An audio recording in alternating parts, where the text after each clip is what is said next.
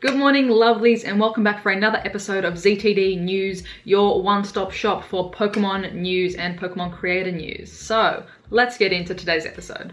So first up is Pokemon Go news. So we are well into the swing of the Water Festival event. There have been tons upon tons upon tons of Water-type Pokemon spawning. I have been drowning in Shelder and Wailmer and Magikarp. Still no shiny Magikarp for me, even though I've encountered quite a number of them. It's been a year since shiny Magikarp has been out in the world and still have not seen one at all, but I've been very lucky. This is probably my luckiest event I've ever had. I have caught a shiny Wailmer, which you guys would have seen in my last video, and right after uploading and scheduling that last video as well, I caught a shiny Shelder, which was absolutely incredible. I did not expect that. I was not anticipating getting a shiny Shelder when I got it. I was going to go out and do some more grinding next week to try and catch some more shinies, but hey, you never know when your luck is going to strike. So I'm very stoked. This is probably the luckiest I've been, or the luckiest I've been in any shiny kind of boosted event, because in all of the other events besides Community Day, I've not found shinies except for my two shiny Arons, which were full odds just in the wild, which was pretty wild. But just super stoked. Wailmer is definitely my current favorite shiny that's in the game. I'm thinking about evolving it into Wailord. Leave your opinions in the comments down below. It's about 80%, but I really love the giant purple whale. I think it's absolutely adorable. So let me know what you guys think.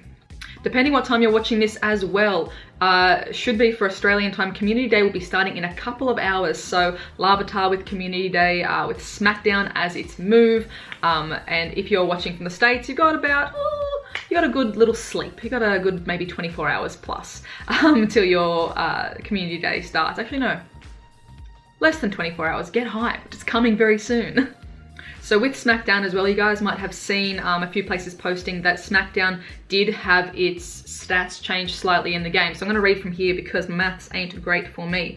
So Smackdown has had a slight tweak to the moves. I will link to all this stuff in the description down below on the Sylph Road, where people go into a lot of detail with this. So basically what it's saying here is that there's been a slight tweak to effectively, its DPS is pretty much the same, but just the time that it will take to charge up your charge moves and things like that will be a lot slower with the following tweaks. So it's still going to be the best rock type attacker, I believe. From what I'm reading here, it's still going to be incredibly powerful, but there have been some slight changes. So give this file a bit of a read, give this feed a bit of a read before you decide which ones you're going to be powering up, but still it is going to be an absolute powerhouse of a rock type attacker. So people are doing the calculations right now to figure out if it's still better than a 0% Golem. So people are actually doing the maths and calculations on that right now. So make sure you check in there.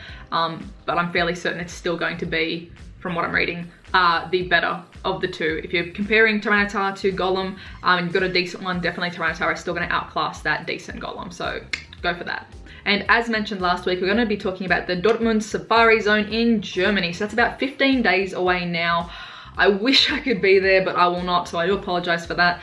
It looks incredible. The map has been released for the Dortmund Safari Zone, and holy moly, this map is enormous. Like, there is so much space that's considered game zone area. It is absolutely incredible. There are some highlighted points or points of interest, and specifically the park in the middle there. So I don't know if these specific points of interest are going to have necessarily higher density of spawns. They'll probably have more of the promotional stops in these areas, but nothing specifically saying about the spawns. So this whole green border around the edge is considered game zone, which is huge. It looks really huge. So this is amazing. We're playing all throughout the city, which will be incredible for you guys. As we can see from the promotional image as well, the regional Pokemon Corsola is present in that image. So congratulations to everyone that's going to be at Dortmund. You'll be able to catch the regional exclusive Corsola, and also there is an unknown hanging about in there. So we'll probably see what kind of words this will spell out, if it's going to spell out Safari Zone, or maybe spell out something to do with Germany or Dortmund or something like that. So time will tell what these unknowns will spell out. And also it has been confirmed that there will be special 2-kilometer eggs dropping from the special Pokestops. So if you spin the special Pokestops, you have a chance to grab these special 2-kilometer eggs that are hatching apparently wonderful things. And also there will be lures running all day for both days, which will be off the chain. I can't wait to see all the footage from you guys, all the other Pokemon trainers that are going to be there, any photos that you want to share, and also the stuff from the other creators that are going to be filming and in Germany. So be sure to tag ZTD News if you have any crazy screenshots or any crazy film of your own that you want to share and put up on the next,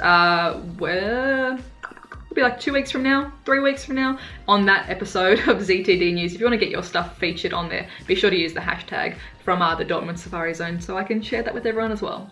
Next up for Pokemon Go news is nest migrations. The nest migration happened yesterday. Depending when this came out, it's happened this week. So go out, make sure you're checking all your nests, make sure you report your nests to the Sylph Road. Being that we no longer have maps to track where Pokemon are and kind of get a good idea or a quick idea of what new nests have popped up, the Nest Atlas is now more useful than ever, especially with people coming to your area or maybe visiting your town. They don't know what, you know, what's happening on your local Facebook or on your local Discord. They might not be part of that community. So make sure you go and report your nests to the Sylph Road so that everyone can see what you have found in your area. Next up, we have general Pokemon news, and there's a lot of stuff happening at the moment in the world of Pokemon, both in Pokemon Go and out. So big news this week coming from E3, lots and lots and lots and lots and lots of new Pokemon news. Specifically, there's a lot around Pokemon Let's Go Eevee and Let's Go Pikachu, so let's jump into that.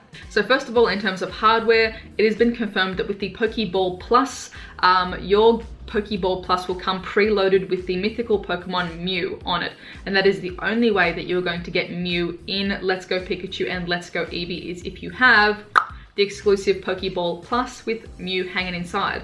So Masuda-san mentioned at E3 that part of this excitement was about, you know, if we give people this new Joy-Con with the Pokeball Plus and you pick it up from the shop, it's a bit unexciting to bring it home and just have it empty. So part of that engagement that they had envisioned was that when you pick it up from the shop, you can, you know, turn it on and you'll be able to hear Mew moving around and hear Mew crying out from the ball all the way home until you go and start your game up and everything like that. So definitely I'm going to try that out. Once it does come out, I'm going to pick mine up from the store and see if I do turn it on, can I actually hear Mew before actually getting into the game, because that's really, really cool and a very cool integration with that. This also makes sense because at the moment, I don't believe you can actually transfer Mew from Pokemon Go. Once you've got it, you have got it and you can't get rid of it.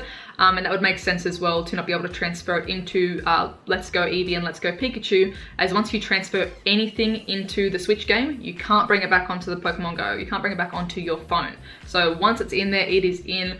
And obviously, considering we only get one Mew, one chance at a Mew on our phones, we don't want to have to then, if we transfer it by mistake, it's on your Switch for forever. You will never get one back on your phone currently. So that's a pretty smart move to make, in my opinion. So with all of the information that's coming out for E3 as well, there was about a 40-minute demo of Let's Go Pikachu with Masuda-san and 3 other individuals playing and talking about the game. So I'll keep a link to that down in the description down below. But basically, here are a few key features that I thought were interesting. So the main way of leveling up your Pokemon in this game is by catching Pokemon, not by training Pokemon. So in the original series, you would encounter a wild Pokemon, your Pokemon would fight, and then you would level up through XP. In this game, you level up through catching. So your Pokemon will encounter another Pokemon, but they won't fight. You will, as the trainer, try to catch, or one throw, catch the Pokemon that is in the wild grass, in the tall grass. And when you catch that Pokemon, the XP will be shared across all of your Pokemon, it seems. So this incentivizes catching lots and lots of Pokemon to level up your team. In terms of traditional battles and traditional fights, you will be able to fight other trainers in the game, and also they've confirmed link battles and online link battles will be available in the game as well. So you can battle people that are next to you, so you can fight your friend 1v1, or you can do double battles, so 1v1 but using 2 Pokemon at the same time. And it's also shown in the demo as well, the option is there for a Wi-Fi battle, so battling someone that's nowhere near you, which is really interesting as well, and I think will help introduce new players into how battling in traditional PvP works in Pokemon. Also, that can be seen in the menu as well is trading, so local trading and wireless trade or Wi-Fi trading. So trading with people that are nearby, and also trading, it appears, with people that are far away and using the internet as a method of trading, which is awesome. This is great because as they have mentioned in the previous announcement, as there'll be exclusive Pokemon in Let's Go Eevee and exclusive Pokemon in Let's Go Pikachu, that will not be available in the other versions, so trading obviously saves you having to buy 2 versions of the game, or anything like that. So that is a really cool feature and fairly standard from our previous Pokemon games. Another cool feature that we noticed in the trailer was as Pikachu is riding on your shoulder, its tail starts to wag, and Masuda-san mentioned that this is to do with there being an item nearby. So if your buddy Pokemon detects an item nearby, for Pikachu it will wag its tail. For Eevee, I'm not sure, but probably a similar sort of animation to be like, hey, go and check, go and explore, there could be some items hiding around, which is I think a really cute way to incorporate that item tracking. In previous games there were ways that you could have the Sylph scanner or the item tracker or different devices you would have to get out and actively activate to search for items nearby, or in recent games using Stoutland to sniff out items nearby. I think this is a really cute addition and interaction with the game as well. You don't have to actively activate an item to detect items nearby. Your buddy is kind of being that lookout scout for you, which is a really cool add to this game. They also highlighted how the trading from Pokemon Go to Let's Go Eevee and Pikachu would work, and showed a quick little few screenshots of how that whole process would go through. They also highlighted that a high CP Pokemon that is transferred from Pokemon Go will also be kind of converted to a high level Pokemon in Let's Go Pikachu and Let's Go Eevee. So if you have a Pokemon that is way too high level, it will be more difficult to catch. So if it's a higher level Pokemon, more difficult catch, and they haven't commented specifically on if you'll be able to use that Pokemon in battle. Traditionally in previous Pokemon games, if you acquire a Pokemon or if you level up a Pokemon too high, past your trainer level or past how many badges you've collected, you cannot control that Pokemon in battle. It won't do what you say. If you say Charizard, use Tackle, Charizard will, give you one of these ones, and basically disrespect you and not take you as a, you don't have enough badges to control me, and not actually participate in battle. So they haven't commented specifically if, for example, you transfer something in from Pokemon Go that's really high level and you're not high enough level, if you can or can't control it. So that'll be to be seen. There is definitely heaps of awesome stuff covered in this trailer, guys, so I'll link to that down below. Go and check it out.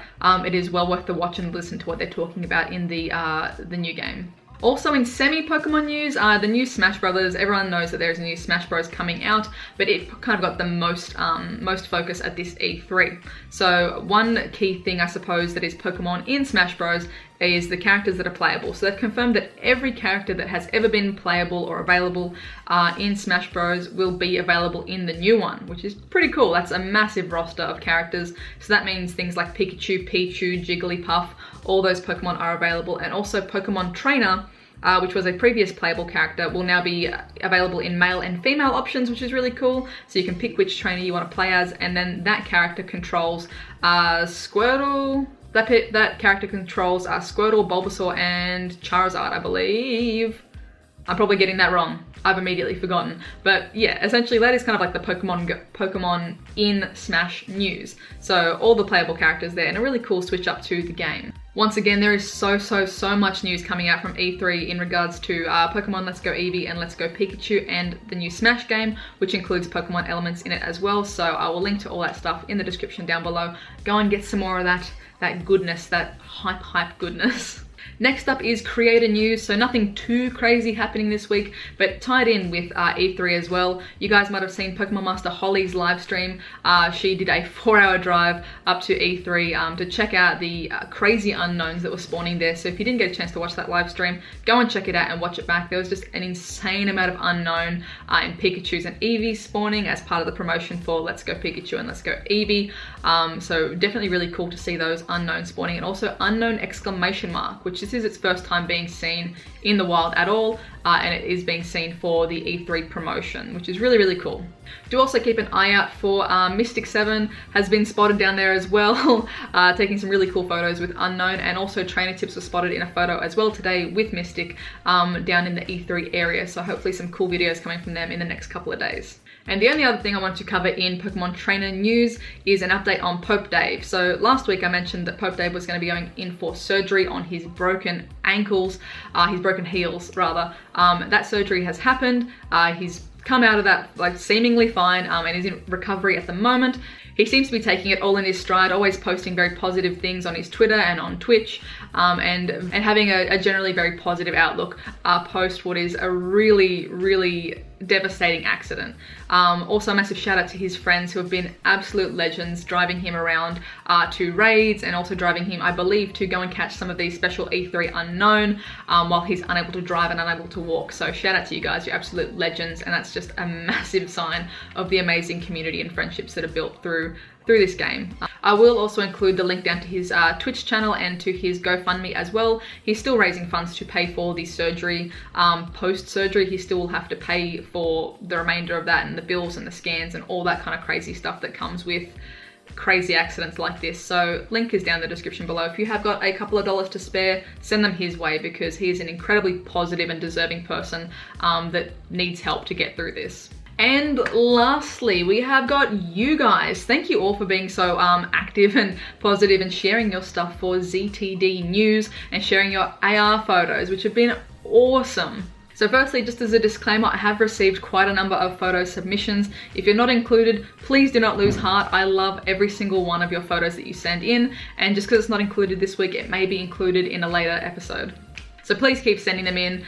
Please keep sharing your photos with me, because they are amazing and you guys take some spicy pics. So the two people I want to shout out on Twitter this week are Finvar. So Finvar, you took this adorable, this gorgeous photo of Lapras at the, I'm gonna guess sunset. You did say it was at the end of your grind at your local spot, so I'm thinking it might be sunset unless you get up really, really early and this is a sunrise.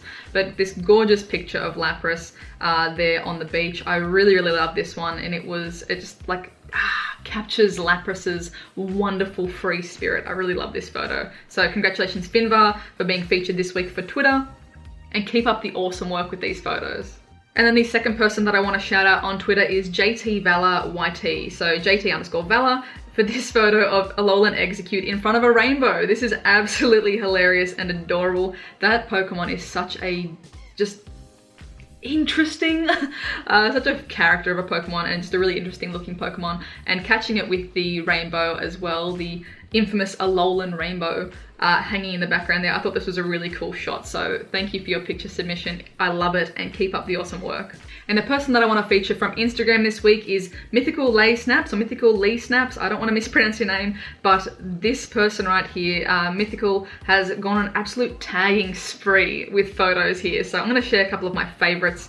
What an amazing entire like Keisha photos. I look at all these incredible pics, but the ones I want to shout out are Risking It for the Biscuit, Risking It for Shiny Shelder.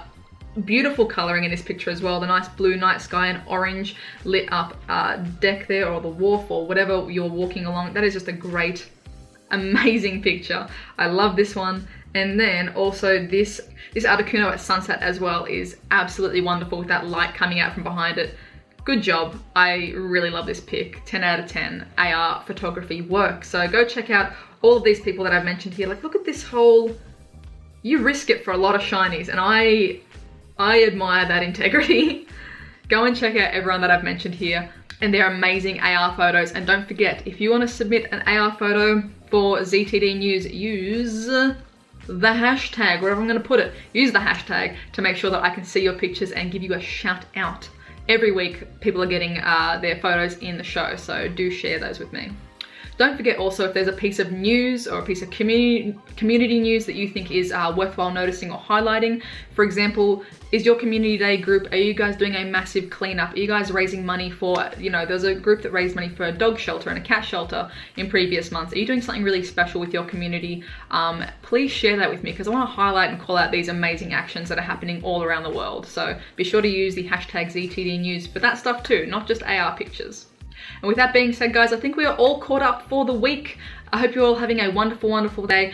Leave a comment down in the comments down below. Are you enjoying these weekly shows? What other things would you like to see? There have been some awesome suggestions for having little interview segments or having co-hosts on, which I think is a really cool idea. So if you have other cool ideas, leave them down in the comments down below, and I'll read all of those as well. I hope you're having a fantastic morning, noon, night, whatever time it is for you, and I'll catch you in the next one. Bye.